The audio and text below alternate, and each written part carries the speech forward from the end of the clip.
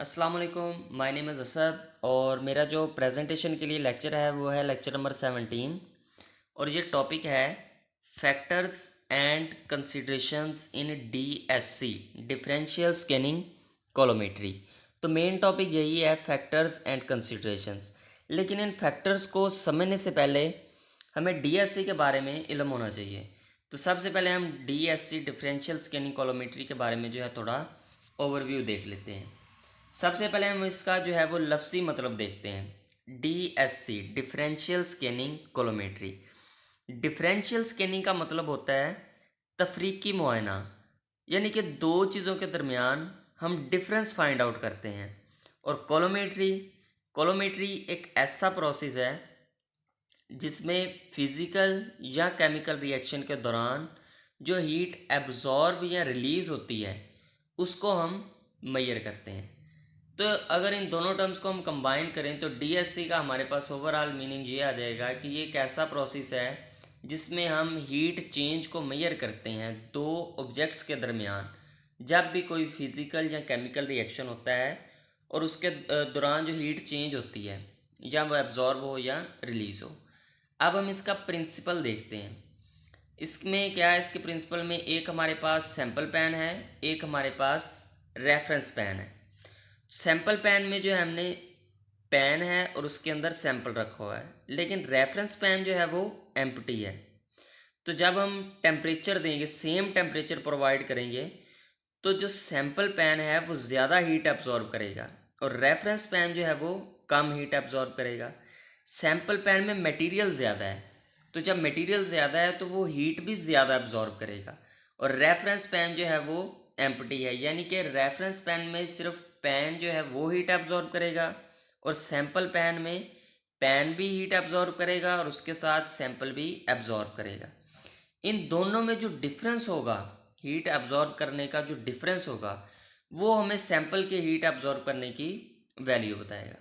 तो इसका हम प्रिंसिपल जो है उसको अगर हम रीड आउट करें तो DSC is a thermo analytical technique in which the difference in amount of heat required to increase the temperature of a sample and reference is measured as a function of temperature। ये वही वाली बात है जो मैंने अभी बताई है आप लोगों के कि रेफरेंस पेन और सैंपल पेन के दरमियान जो हीट एब्जॉर्ब करने का डिफरेंस है, हीट एब्जॉर्ब करने का या रिलीज़ करने का जो डिफरेंस है उसको हम मेजर करते हैं। इधर एक उन्होंने यूज़ किया है as a function of temperature. तो as a function of temperature का क्या मतलब होता है, ग्राफ में हमारे पास दो किस्म के फैक्टर्स होते हैं, एक डिपेंडेंट फैक्टर्स होते हैं, दूसरे इंडिपेंडेंट होते हैं। डिपेंडेंट फैक्टर्स जो हैं वो टाइम के साथ प्रोसीड करते हैं और इंडिपेंडेंट फैक्टर्स जो हैं वो टाइम के साथ प्रोसीड करते रहते हैं और वो किसी चीज़ पर डिपेंड नहीं करते। लेकिन जो डिपेंडेंट फैक्टर हैं वो इंडिपेंडेंट फैक्टर पे डिपेंड करते हैं। जैसे जैसे इंडिपेंडेंट फैक्टर की वैल्यू बढ़ेगी, डिपेंडेंट फैक्टर की वैल्यू जो है वो खुद ब खुद बढ़ेगी। तो इसमें जो टेम्परेचर है वो इंडिपेंडेंट फैक्टर है, यानी कि टेम्परेचर जो है वो लीनियरली टाइम के साथ साथ इंक्रीज़ होता रहता है और उसके साथ जो है वो डेल्टा एच की जो वैल्यू है, change in heat, difference in heat की जो वैल्यू है वो उसके साथ साथ जो है वो इंक्रीज़ या डिक्रीज़ होती रहती है। तो ये फंक्शन ऑफ टेम्परेचर का ये मतलब होता है। तो आगे की कॉन्सेप्ट्स देखते हैं इस लेक्चर के, वो है factors and general considerations in DSC. अब इन सारे फैक्टर्स और कंसिडरेशंस को हम वन बाय वन डिस्कस करेंगे। पहला फैक्टर है टेम्परेचर रेंज। इन फैक्टर्स को जो है वो मैं स्लाइड रीडिंग से एक्सप्लेन नहीं करूँगा क्योंकि स्लाइड्स तो आप लोगों के पास ऑलरेडी मौजूद हैं। हर फैक्टर को जो है वो मैं ओवरऑल जो है इसको एक्सप्लेन करूँगा, लेकिन अगर आपको स्लाइड के मटेरियल में से भी अगर कोई क्वेश्चन हो तो आप लोग प्रेजेंटेशन के एंड पे जो है वो पूछ सकते हैं मुझसे। तो पहले फैक्टर को हम एक्सप्लेन करते हैं, वो है टेम्परेचर रेंज, यानी कि टेम्परेचर की हद कितनी होनी चाहिए। इसमें दो चीज़ें होती हैं, एक होता है स्टार्टिंग टेम्परेचर और एक होती है अपर लिमिट। स्टार्टिंग टेम्परेचर का मतलब वो टेम्परेचर होता है जिधर से हम स्टार्ट करते हैं, उसको टेम्परेचर देना स्टार्ट करते हैं सैंपल को और रेफरेंस पेन को। ये जो है एम्बियंट जो डीएससी सिस्टम्स है ना, एम्बियंट डीएससी सिस्टम वो होता है जो रूम टेम्परेचर पर इस्तेमाल होते हैं। तो उसमें जो है ये ऑलमोस्ट 30 डिग्री सेंटीग्रेड जो है वो होता है। और जो अपर लिमिट होती है वो हाईएस्ट टेम्परेचर होता है जिधर तक हम उसको लेकर जा सकते हैं। जब हम सैंपल को हीट देते हैं, सॉलिड सैंपल को जब हम हीट देते हैं तो उसमें ट्रांजिशन होती है, वो मेल्ट होके लिक्विड बन जाता है। उसके बाद अगर हम उसको और हीट दें तो वो उसमें दूसरी ट्रांजिशन होती है जिसमें वो डीकम्पोज हो जाता है। तो हमने इसको डीकम्पोज होने से पहले पहले तक ही रखना होता है, उसको जो है वो मेल्टिंग तक ही रखना होता है, सैंपल को डीकम्पोज नहीं होने देना होता। तो इस हिसाब से जो है हम अपनी स्टार्ट टेम्परेचर और जो है वो अपर लिमिट को जो है वो एडजस्ट करते हैं। टेम्परेचर रेंज में दो चीज़ें जो है वो बहुत अहम होती है, उसको हमने कंसिडर करना होता है। एक तो पैन मटेरियल और दूसरी होती है सैंपल की टाइप। हमने ये देखना है कि हमारा पैन जो है वो किस चीज़ से बना हुआ है, यानी कि हमारी जो अपर टेम्परेचर लिमिट है वो इतनी नहीं होनी चाहिए कि हमारे पैन के मेल्टिंग पॉइंट से अबव हो वो। तो अगर ऐसा होगा तो हमारा पैन जो है वो भी मेल्ट हो जाएगा। फॉर एग्जांपल एलुमिनियम से बने हुए जो पैन है उसको हम 600 डिग्री सेंटीग्रेड से अबव इस्तेमाल नहीं कर सकते, क्योंकि वो एलुमिनियम जो है वो इससे अबव मेल्ट हो जाती है। तो इसके लिए हम या तो अपर टेम्परेचर लिमिट कम करेंगे या फिर हम अपना पैन का मटेरियल जो है वो चेंज करेंगे। और दूसरी चीज़ है सैंपल की टाइप। हमने अपने सैंपल का जो है वो मेल्टिंग पॉइंट भी देखना है, कि यानी कि हमने उसको मेल्टिंग तक ही रखना है, सैंपल को डीकम्पोज नहीं होने देना, उसको पहली ट्रांजिशन तक ही रखना है जब वो सॉलिड से मेल्ट हो जाएगा। आगे डीकम्पोज होने से हमने सैंपल को बचाना है। तो उसके लिए भी हमें टेम्परेचर को इस तरह एडजस्ट करना है कि हमारा टेम्परेचर इतना ज़्यादा ना हो कि हमारा सैंपल ही डीकम्पोज हो जाए। उसके बाद जो है it is good practice to establish the decomposition temperature first using TGA। यानी कि हमें सैंपल का जो डिकम्पोजिशन टेम्परेचर है वो पहले TGA टेक्निक से मालूम कर लेना चाहिए। हमें पता होना चाहिए कितना इसका डिकम्पोजिशन टेम्परेचर है, उस लिहाज से हम अपने जो टेम्परेचर है उसकी टेम्परेचर रेंज की अपर लिमिट को एडजस्ट करें। नेक्स्ट फैक्टर है स्कैन रेट। स्कैन रेट का मतलब होता है कि शुरू में हम टेम्परेचर एडजस्ट करते हैं, जो हमारा स्टार्टिंग टेम्परेचर होता है फॉर एग्जांपल 30 डिग्री सेंटीग्रेड। उसके बाद पर मिनट हम टेम्परेचर जो है वो बढ़ाते जाते हैं, जिस तरह के मोस्टली जो है वो 10 डिग्री सेंटीग्रेड पर मिनट टेम्परेचर हम इंक्रीज़ करते हैं। उसके बाद नेक्स्ट जो है फिर 10 डिग्री सेंटीग्रेड इंक्रीज़ कर देंगे, फिर दोबारा जो है वो 10 डिग्री सेंटीग्रेड इंक्रीज़ कर देंगे। तो ये होता है स्कैन रेट, कि हम पर मिनट टेम्परेचर अपना कितना बढ़ा रहे हैं। तो ये जो है मोस्टली जो है वो 10 डिग्री सेंटीग्रेड पर मिनट होता है। लेकिन अब इंस्ट्रूमेंट ऐसे भी मौजूद हैं जिसमें हम 0.001 पर मिनट से लेके 500 डिग्री सेंटीग्रेड पर मिनट तक जो है वो वेरी कर सकते हैं स्कैन रेट को। स्कैन रेट ज़्यादा होने के भी कुछ एडवांटेज हैं और कम होने के भी एडवांटेज है, और इसी के साथ इसके जो है वो डिसएडवांटेजेस भी हैं। अगर हम स्कैन रेट जो है वो ज़्यादा कर देते हैं, स्कैन रेट हमारे पास ज़्यादा है, तो उसका मतलब है कि हम कम वक्त में सैंपल को ज़्यादा एनर्जी दे रहे हैं। तो जब सैंपल कम वक्त में ज़्यादा एनर्जी एब्जॉर्ब करेगा तो हमारे पास जो सिग्नल है, सिग्नल की जो इंटेंसिटी है वो भी ज़्यादा आएगी। तो जब सिग्नल की इंटेंसिटी ज़्यादा आएगी तो सेंसिटिविटी जो है वो इंक्रीज़ हो जाएगी। यानी कि कुछ ऐसी ट्रांजिशंस होती हैं जो स्मॉल होती हैं, बहुत स्लाइड सी होती हैं, तो उसके लिए सिग्नल वीक होता है। तो जब हम हीट ज़्यादा देंगे, कम वक्त में ज़्यादा हीट देंगे, तो सिग्नल हमारा इंक्रीज़ हो जाएगा। तो जब सिग्नल इंक्रीज़ होगा तो हम उस ट्रांजिशन को जब वो सेंस कर लेंगे, स्मॉल ट्रांजिशंस को भी सेंस कर लेंगे। तो इस तरह सेंसिटिविटी जो है वो स्कैन रेट बढ़ाने से सेंसिटिविटी इंक्रीज़ होती है। तो ये इसका एडवांटेज है कि स्मॉल ट्रांजिशन जो है वो फास्ट स्कैन रेट से जो है हम उसको जो है वो सेंस कर सकते हैं। उसके बाद स्कैन रेट ज़्यादा करने की वजह से रेजोल्यूशन कम हो जाती है। कोई भी इंस्ट्रूमेंट है, हम अगर फास्टर एनालिसिस करेंगे तो उसमें उसके साथ जो हमें टॉलरेट करना पड़ेगा उसकी रेजोल्यूशन के साथ। तो यानी कि अगर हम जो है वो फास्टर एनालिसिस करेंगे रेजोल्यूशन कम होगी, अगर हम स्लो एनालिसिस करेंगे तो वो रेजोल्यूशन जो है वो अच्छी होगी। ये जनरल हर इंस्ट्रूमेंट का, जो एनालिटिकल इंस्ट्रूमेंट है उनका यही जो है वो होता है। स्कैन रेट में एक पॉइंट है टेम्परेचर कैलिब्रेशन। ये इंस्ट्रूमेंट से रिलेटेड है कि हम जो है वो एनालिसिस से पहले स्कैन रेट जो है उसमें एडजस्ट करते हैं इंस्ट्रूमेंट में। अपने सैंपल के मुताबिक जितना भी हमने स्कैन रेट रखना होता है उसको हम इंस्ट्रूमेंट में एडजस्ट करते हैं और कैलिब्रेट करते हैं इंस्ट्रूमेंट को। उसके बाद एक और पॉइंट है इसी फैक्टर में, ट्रांजिशन काइनेटिक्स। ट्रांजिशन क्या होता है, मैंने आपको पहले बताया है कि जब हम सॉलिड सैंपल को हीट देते हैं तो वो मेल्ट हो जाता है, लिक्विड फॉर्म में आ जाता है, तो ये एक ट्रांजिशन है। उसके बाद जब हम लिक्विड जो फॉर्म में जो सैंपल है उसको हम हीट देंगे तो वो डिकम्पोज हो जाएगा, तो ये सेकंड ट्रांजिशन है। तो इसी तरह हर ट्रांजिशन की जो है वो ख़ास एनर्जी होती है। अब अगर हम स्कैन रेट जो है वो रैपिड रखेंगे, क्विक रखेंगे, तेज़ रखेंगे, तो उससे क्या होता है कि कुछ स्लो इवेंट्स होते हैं, ट्रांजिशन में कुछ स्लो इवेंट्स होते हैं। तो अगर हम स्कैन रेट ज़्यादा कर देंगे, तेज़ कर देंगे, तो वो स्लो इवेंट्स जो हैं वो कंप्लीट नहीं हो पाएंगे और वो शिफ्ट हो जाएंगे, डिस्प्लेस हो जाएंगे हायर टेम्परेचर पर, जहाँ वो जो है रैपिडली अकर होंगे, रैपिडली जो है वो अकर होंगे।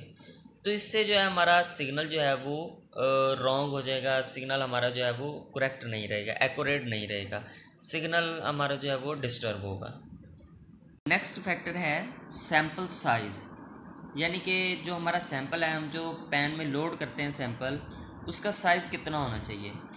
तो स्मॉल सैंपल साइज़ के भी कुछ एडवांटेजेस होते हैं और कुछ डिसएडवांटेजेस होते हैं, और लार्ज सैंपल साइज़ के भी एडवांटेजेस और डिसएडवांटेजेस हैं। अगर हम स्मॉल साइज़ रखते हैं सैंपल का तो उससे क्या होगा, रेजोल्यूशन अच्छी आएगी, गुड रेजोल्यूशन होगी।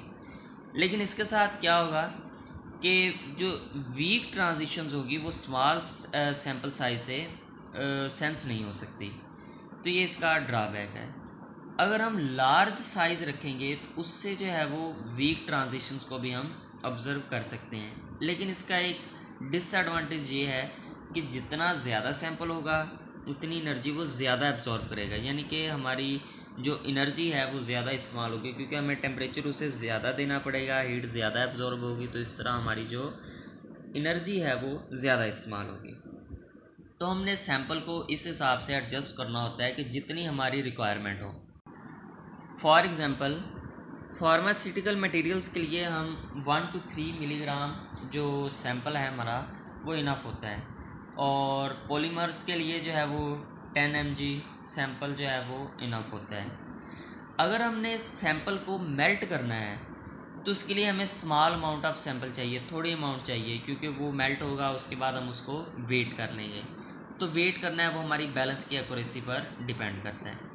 लेकिन अगर हमने हीट ऑफ फ्यूजन जो है वो डिटरमाइन करनी है, हीट ऑफ फ्यूजन का मतलब होता है कि वो हीट जिस हीट पे क्रिस्टल्स फ्यूज़ होके मेल्ट हो जाते हैं, तो वो होती है हीट ऑफ फ्यूजन। जब हमने हीट ऑफ फ्यूजन को मेजर करना है तो उसके लिए सैंपल साइज़ हमें थोड़ा ज़्यादा रखना पड़ेगा, क्योंकि हमने एक दो क्रिस्टल्स की फ्यूजन नहीं मेजर करनी होती।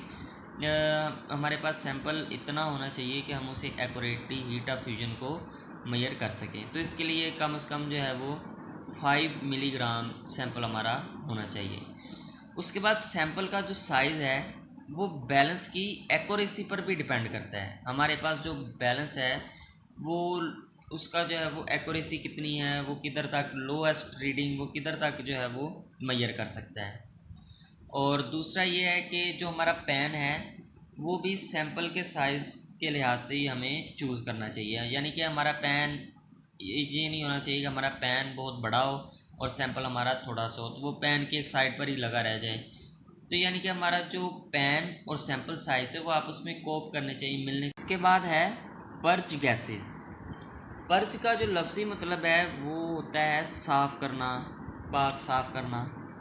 तो पर्च गैसेस ऐसी गैसेस होती हैं जो सैंपल के इन्वायरमेंट को मेंटेन करने के लिए इस्तेमाल होते हैं, यानी कि उसमें से कोई कंटेमिनेशन वगैरह है अगर तो उसको रिमूव करने के लिए इस्तेमाल होती है। इसी तरह अगर वोलाटाइल्स होते हैं, कुछ सैंपल्स होते हैं उनमें वोलाटाइल्स होते हैं, तो वो इन्वायरमेंट को कंटेमिनेट कर देते हैं। तो पर्च गैसेस कंटेमिनेट्स को रिमूव करती हैं और वोलाटाइल्स को जो है वो रिमूव करती हैं।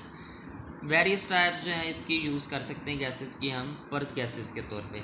For example nitrogen. नाइट्रोजन जो है हिस्टोरिकली इस्तेमाल होती रही है पर्च गैस के तौर पे। बेसिकली यही जो है वो ज़्यादा इस्तेमाल होती थी क्योंकि ये इजीली अवेलेबल है, इनएक्सपेंसिव है, इनर्ट है। लेकिन इसके साथ साथ इसका ड्रॉबैक ये है कि ये जो है वो सैंपल की ऑक्सीडेशन को प्रिवेंट कर देती है, यानी कि सैंपल की ऑक्सीडेशन को नहीं होने देती। ये इनर्ट गैस है, इसलिए कोई भी रिएक्शन जो है वो उसको प्रमोट नहीं करती बल्कि उसे सप्रेस करती है। तो हमने शुरू में बात की थी कि फिज़िकल या केमिकल रिएक्शन होता है सैंपल में, उसके दौरान जो हीट एब्जॉर्ब या रिलीज़ होती है। तो ऑक्सीडेशन जो है ये एक किस्म का केमिकल रिएक्शन है, यानी कि लॉस ऑफ इलेक्ट्रॉन है ना। तो सैंपल की ट्रांजिशन के दौरान लॉस ऑफ इलेक्ट्रॉन या ऑक्सीडेशन या दूसरे रिएक्शंस होते हैं केमिकल और फिज़िकल। तो ये जो नाइट्रोजन गैस है ऑक्सीडेशन रिएक्शंस को जो है ये प्रिवेंट कर देती है।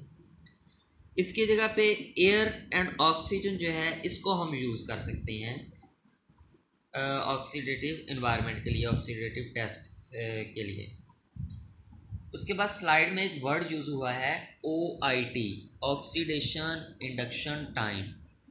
ये वो टाइम होता है जब सैंपल हमारा मेल्ट होता है और उसके बाद डीकम्पोज होता है। तो मेल्ट होने से लेके डीकम्पोज होने के दरमियान का जो टाइम है उसको हम OIT कहते हैं, ऑक्सीडेशन इंडक्शन टाइम। इसी तरह एक दूसरी गैस है हीलियम।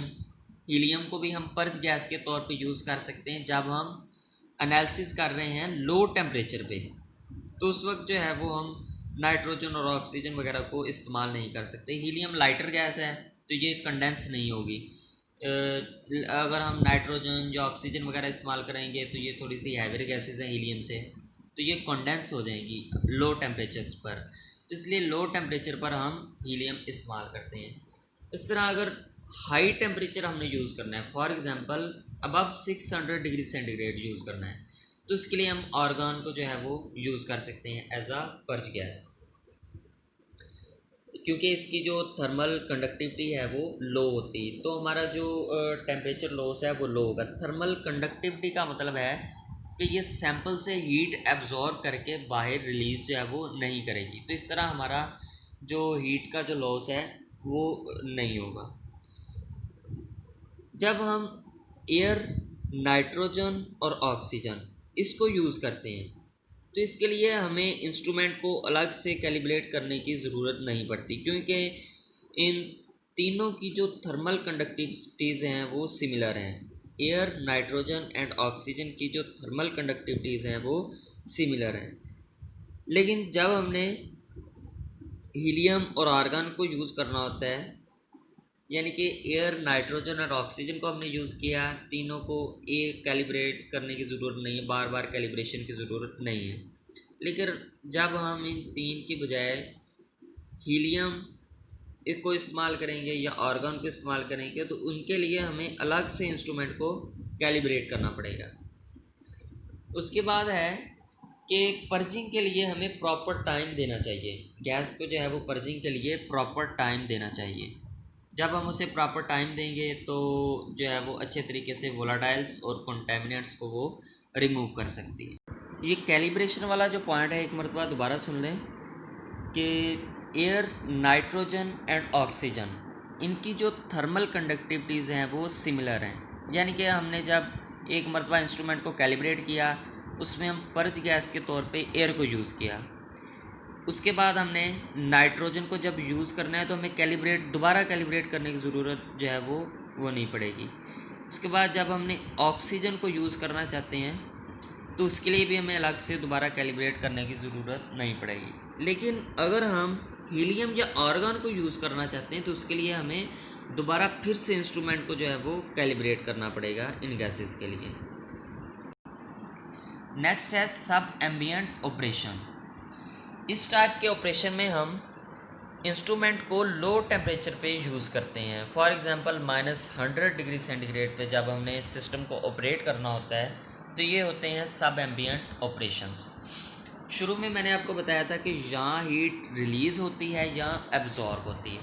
हमारा जो मेन मकसद है वो हमने रेफरेंस पैन और सैंपल पैन के दरमियान में जो टेम्परेचर का डिफरेंस है उसको हमने ज़ीरो मेंटेन करना होता है।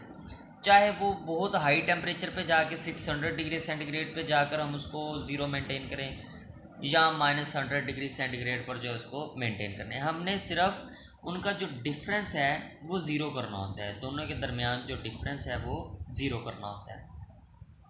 तो इस तरह अगर सैंपल हमारा एक्सोथर्मिक है तो उसमें जब रिएक्शन होगा, एक्सोथर्मिक रिएक्शन होगा, वो हीट रिलीज़ होगी तो हमारा जो सैंपल पैन है उसका टेम्परेचर हाई हो जाएगा, रेफरेंस का लो होगा, तो हमें अपने रेफरेंस का बढ़ाना पड़ेगा। इसी तरह अगर एंडोथर्मिक है तो हमारा सैंपल पैन हीट ज़्यादा एब्जॉर्ब करेगा, उसका टेम्परेचर कम होगा रेफरेंस पैन से। तो इसके लिए इस लिहाज से जो है हमें दोनों का टेम्परेचर जो है वो एडजस्ट करना पड़ेगा। तो सब एम्बिएंट ऑपरेशंस में हम क्या करते हैं, जब हमें सिस्टम को बहुत लो टेम्परेचर पे ऑपरेट करने की ज़रूरत होती है, फॉर एग्जांपल -100 डिग्री सेंटीग्रेड पे, तो इस केस में हम क्या करते हैं, हम कूलेंट्स इस्तेमाल करते हैं। जो ऑटो सैम्पलर है उसमें हम इंट्रा कूलर इस्तेमाल करते हैं, यानी कि सैंपल के साथ ही जो है केमिकल कंपाउंड्स को जो है हम एंटर कर देते हैं, डाल देते हैं, वही जो है वो एज अ कूलेंट वर्क करते हैं। तो इसमें एक ये भी है कि हमारा जो कूलेंट है वो रन आउट नहीं होता, यानी कि ऑटो सैम्पलर है वो बिल्कुल क्लोज होता है, मैनुअल होता ही नहीं है, तो उसमें ये कूलेंट की रनिंग आउट के जो चांसेस हैं वो भी कम होते हैं। लास्ट पे हमारे पास है जनरल प्रैक्टिकल पॉइंट्स।